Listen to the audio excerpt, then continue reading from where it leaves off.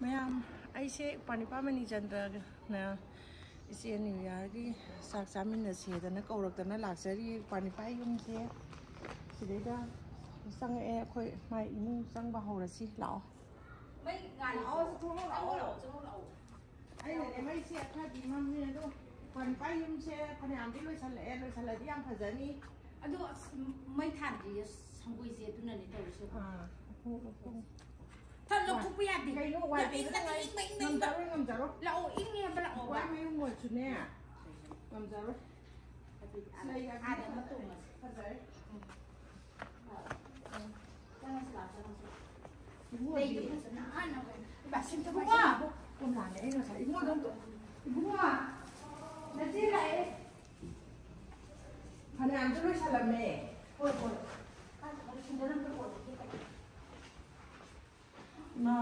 nó của bạn xin chỉ riêng nó có tổ chứ nó là thầm gì đang hết xin đến xin tụng chỉ đó dạ đúng rồi xin đến xin tụng ấy nó lậu hay lắm mình nó ngon nó ngon không làm đâu phải nó sao làm anh là em mà đi xe một tuần mà cái tàu mây mà anh đi làm rồi thì tôi khỏi xe ông vẫn là em là xe sang đi hậu cũng mới lôi được cái ai xe và quán ba mà chân là quay hôm xe là xe video độ mà xem ra cái là nam dân quay mấy hôm xe nó có xa và đi mai mấy hôm mà đi xuống đây lấy xin nó có xa và đi ai này chị sa chúng ta mình là chị sẽ đi học và chị đã hai con chị đây chị làm cái đây chị đây bàn bàn các phong không phải là video thì lúc xem ra cái là tàu đấy nghe được là cái mua chị ấy sao không có sao không được sao làm được tình người à thằng bia cà phê thì bia cái gì vậy thật tình mày ăn là gì đi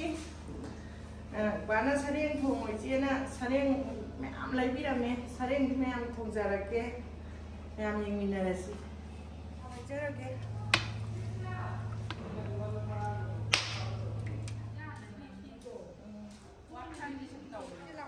nhang thùng có hộp cả lắm mà bên lão ấy thùng nó nhang thùng có hộp cả lắm như cái ta thấp cái đó tu ní nó khuất cả tiệm in nghe in người ta lạc của gì nhầm cái lắm đi sao mình in bụi được vậy hồ không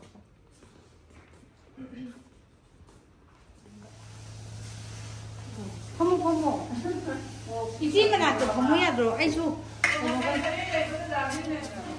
thật ra cái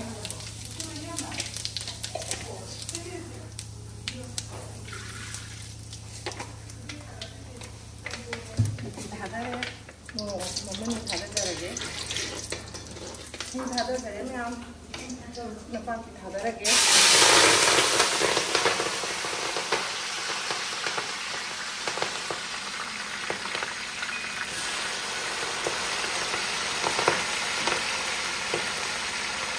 nó bao thì nó ra thả ra cái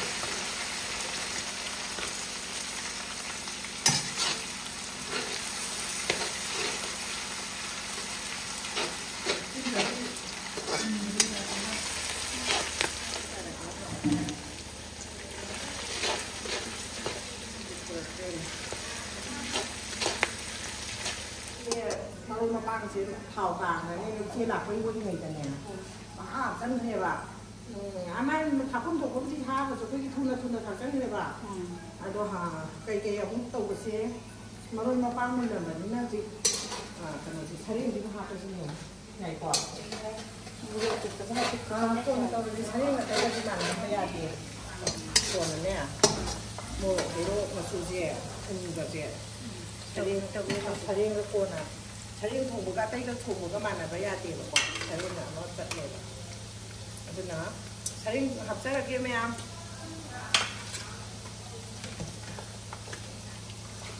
nga지야. nên là cái em khá là bạo rồi mình đã thấy em tầm cái em là piece 합작내잖아 과. 어디가 좀 보타 사 bằng cái này. ꯑꯉꯥꯡꯉꯩꯗꯨꯗꯤꯅꯦ ꯑꯩꯈꯣꯏꯅ ꯊꯣꯡꯕ ꯍꯩꯇ꯭ꯔꯤꯉꯩꯗꯗꯤ ꯁꯔꯦꯡꯁꯦ ꯊꯣꯏ ꯆꯥꯅꯤꯡꯉꯝꯗꯦꯕꯀꯣ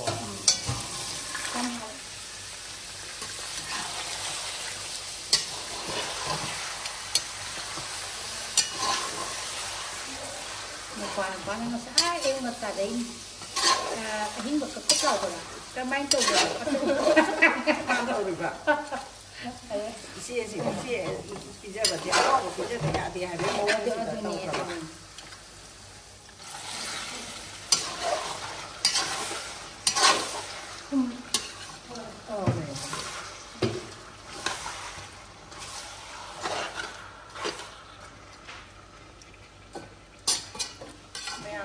Cái nga rau cũng có thùng một tí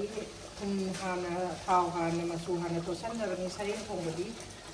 cái thùng của các khai kiện làวันนี้ mà đi thùng xe mà nó ngâu vào là của thằng xe gần được rồi mà đi thùng gì thác thì mấy cái thùng là nhỉ xí mấy cái xe mà thùng cái cân thì gỗ cái hàng nó không có là cái Ini kan lala ba. May may hikola ilagay. Kola lang sila ito. Siyang hika laujare. Siyang imahi hapa sina. Karing thong mahau heli.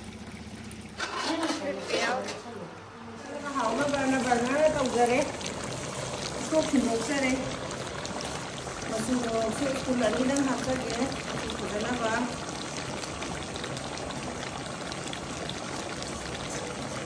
Hãy subscribe cho kênh Ghiền Mì Gõ để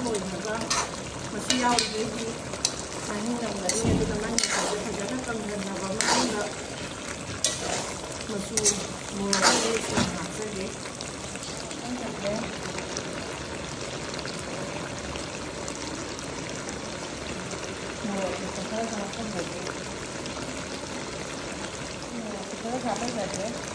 những video hấp dẫn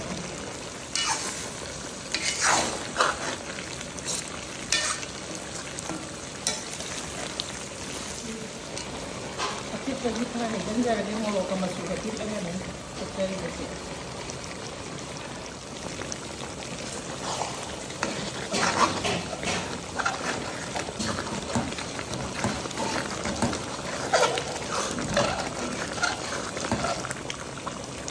Yang mandi apa ya?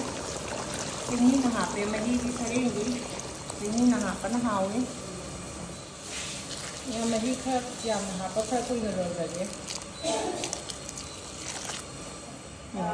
khai hạt cái gì đó bà này là nó cần gì Đây cho nó cao nhẹ. Khai đất rồi đi.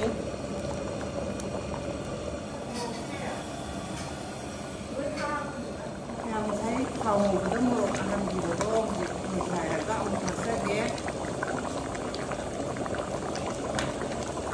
Mình không ngoài làm một số cái gì lấy xin án.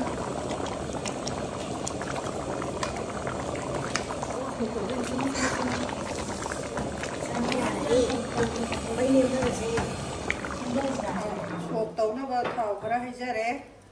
thấy những cái sộp tàu rồi đi ngoài tiền em sộp tàu có cái hình thật ra rồi đấy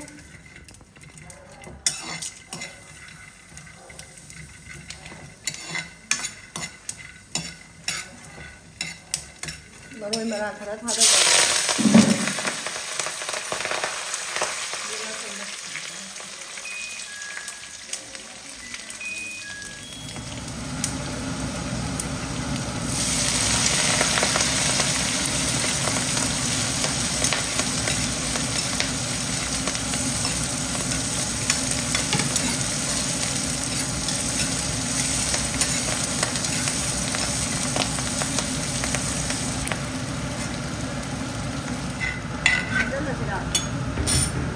Sira suka tanda ko. Ano dito?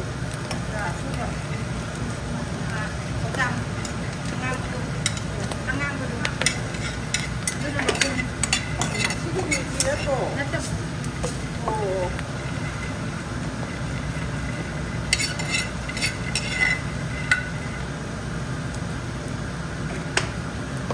Yang saya mau buat itu cuma macam itu warna apa saja deh.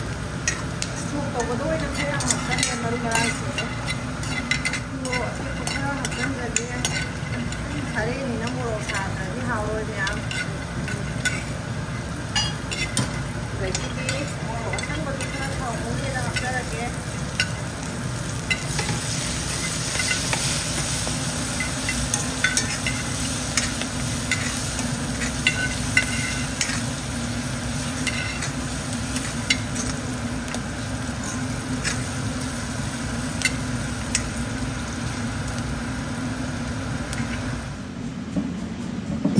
mèo garam masala ka jai sanjage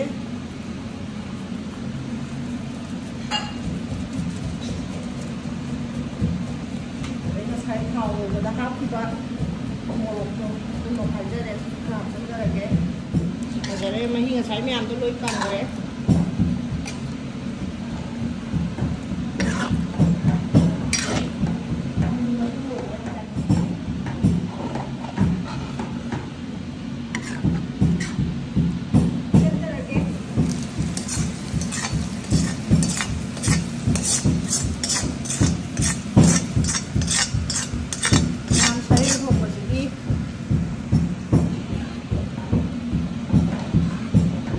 xoay cho chúng tôi xem rồi cái mèo hàu có đấy anh chị đó hàu nghe hàu rồi comment đại chị đó không có chế số tàu với chúng tôi giờ là bên này phải không đặt chân ra cái lối xem ra cái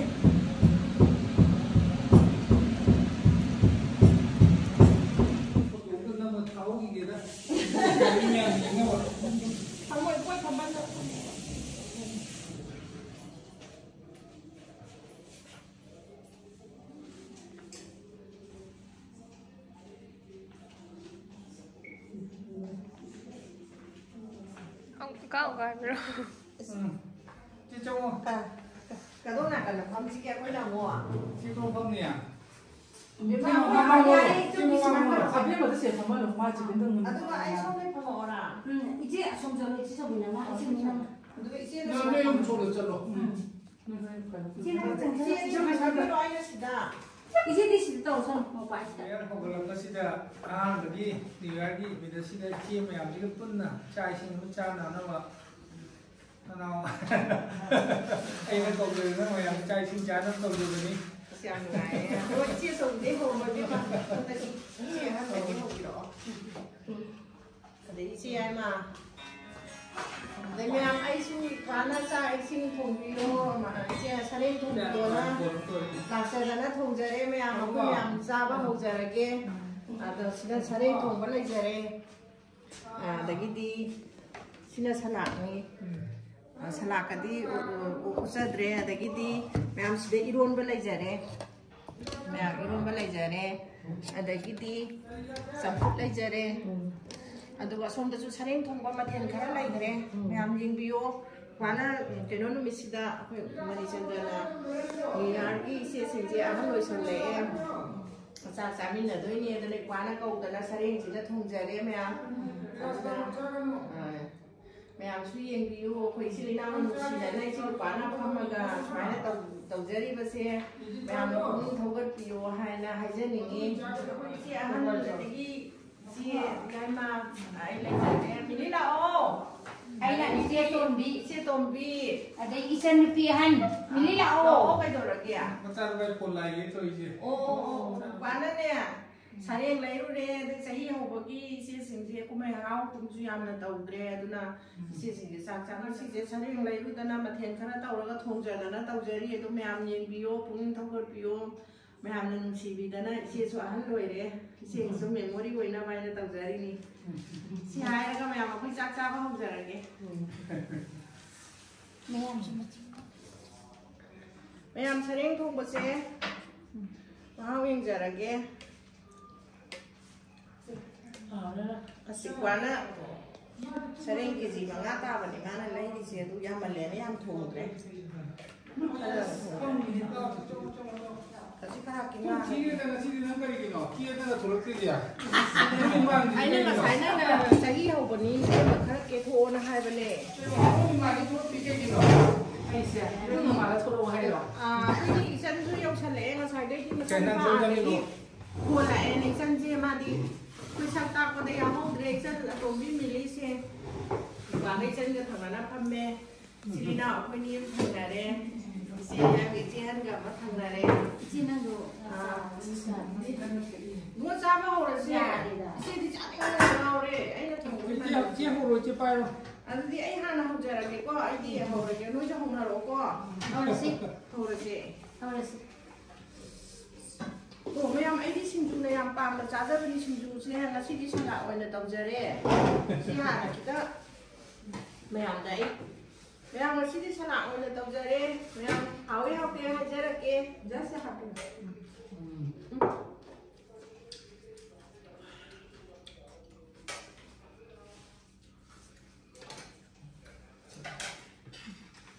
mấy em sẽ em mà nghe hàng là cái tôi sao vậy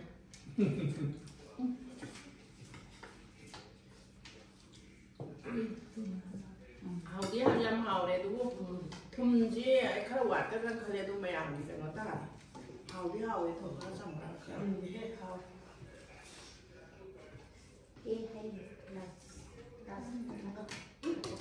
thằng ấy cũng là thấy nó tham mà không thằng ấy ra thô đi qua sai học gì rồi trên đó happy đâu ấy mà đã khăn đuôi mà đi trên à khăn đuôi mà đây là ông mình quay tôi thấy là nó không có xe này không có gì qua quay đi không có nó chết đâu là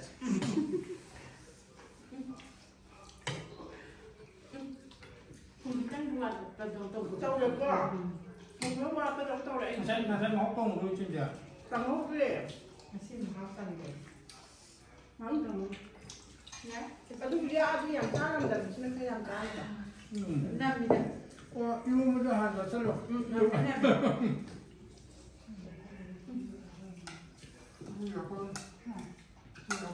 sao thế à anh em cùng mấy cái gì đâu có thể xin mà gì à xin thì anh ấy đã hành sao rồi bà anh mình cũng là xin sao các sầm ra các sầm tất tàu là xin sao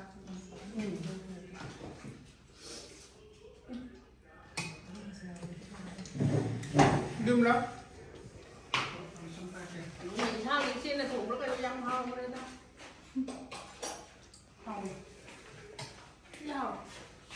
là hao đi đó hao đấy thôi hao đây là một chiếc gì ok xin nào con làm sao mình làm gì nhá ngoài đi cha nó sao nó cái quy là giả ra kìa xin lại ơi bây giờ không mua ra kìa là xin yêu anh nào bài tàu bận làm hao ấy quả nó mà chơi gì mình chỉ ra tận đó thôi là nó tàu rồi mà mình cũng mình xem là tàu mình nhau dưới nó thùng mà tụi xuôi đây ăn hao ấy không đi ra qua đây bye chân đấy